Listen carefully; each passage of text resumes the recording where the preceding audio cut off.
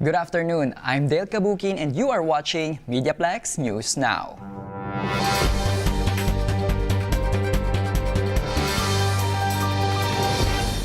For our top story, let's check in with our weekly Crime Stoppers update. The Windsor Police Service is seeking the public's help to identify a male suspect wanted for assault with a weapon. On February 10th, shortly before 3 a.m., the suspect approached a person who was delivering newspapers to a business in the 1200 block of Olette Avenue. The suspect threatened the individual with a knife before fleeing the scene. The victim was not physically injured. Photographs of the suspect can be located on our website, catchcrooks.com. If you can identify the suspect, contact the Major Crimes Unit. If you wish to remain anonymous, contact Crime Stoppers at 519-258-8477 or submit the tip online at catchcrooks.com. I am Police Coordinator Lauren Briscoe. Our finance is always a priority. Haley Goebel tells us more. Today we are spending 3 minutes with Aline Godfroy, financial architect for Canadians. Thank you for being here today. Thank you for having me. I appreciate it. Yeah, so first I'm wondering, what do you enjoy most about being a financial planner?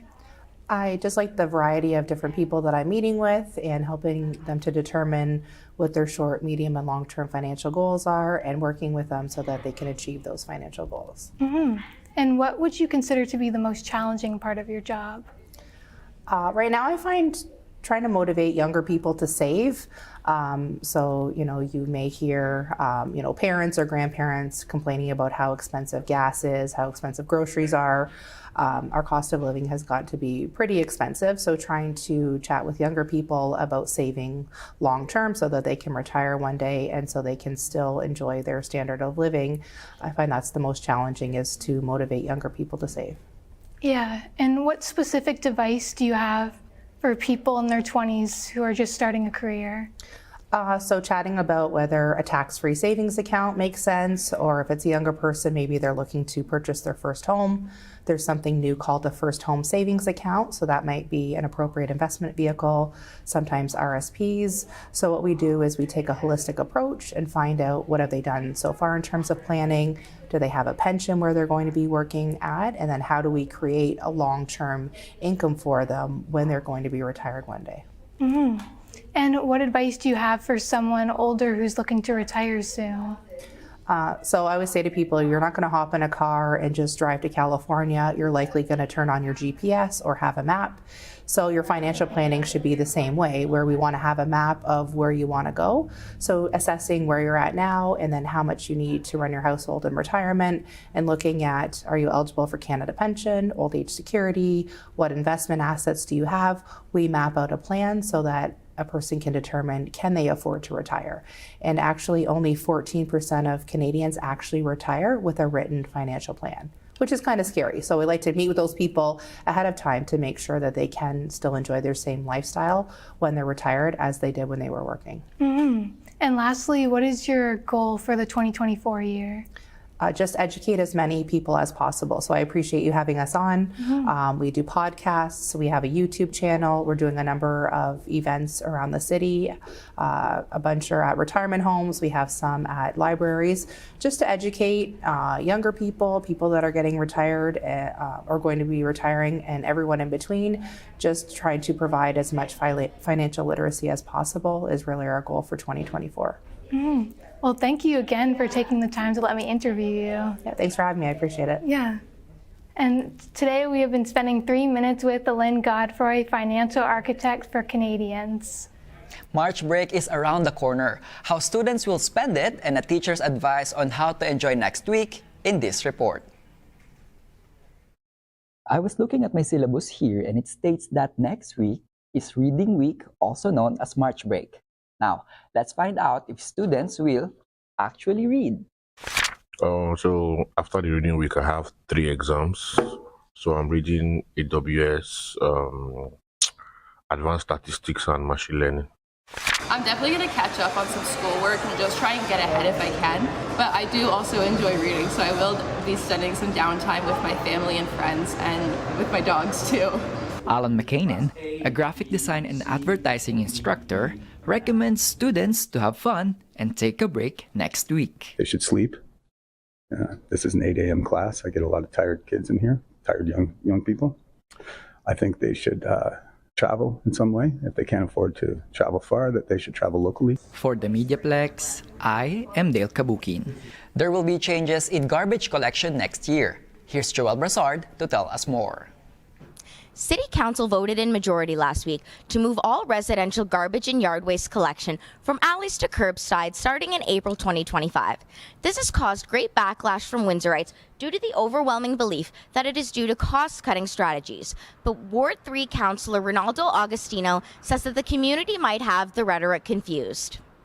It has been reported that it would save the city an additional $576,875, but Councilman Agostino says that it was his motion in the first place, and it had nothing to do with cost savings, but rather the beginning of a long-run plan to clean up Windsor's alleys for good. The reason I wanted the garbage out of the alleys is because I plan on restructuring alleys and making them safer and cleaner, which begins with the garbage and our next project, which will be lighting the alleys, said Councilman Agostino. Agostino believes this motion will absolutely improve the quality of Windsor neighborhoods. He understands that change can be difficult, but assures that there is a plan in place. The first thing we have to do is clean up the alleys, which will make a significant difference for what we want to do to them. Recycling is being picked up out front as well as the compost, so what are we doing here? Let's get a system in place and clean up these alleys. For the Mediaplex, I'm Joelle Brassard. Saints Nation will be well represented at this year's CFL Combine, where it is possible for one of our athletes' dreams to come true. Ever since Azat Analgme has arrived in Canada, he's been making his name known. From All-Canadian to Offensive Lineman of the Year to two-time OFC champion, now to the CFL draft. And on top of all of this, he's a pancake expert. Jesse, not those kind of pancakes. What kind of pancakes? The football kind of ones. Growing up in England, football wasn't the first sport he came across. But when he did, he fell in love. And ever since his arrival to Canada, he's had one goal in mind. So I just kept chasing this dream of attending the CFL Combine. It was more than being All-Canadian. It was more than winning a championship. It was being undeniably good enough to say he has a chance of going pro. With that dream now becoming a reality, the 6'5", 320-pound dominating offensive lineman took a chance to tell us what got him through his trip across the pond. It's still very much scary. It's still very much exciting. You know, thankfully, you know, I have a great support system. You know, my family, you know, they keep holding it down, you know, like keeping up through FaceTime and stuff like that. With the CFL Combine just around the corner, there's no telling how far the game will take him. But one thing's for sure, no matter how far he travels, he'll still have love for his family back home. I miss you. I love you. And I can't wait to see you again. And I hope I'm making you proud, in all honesty.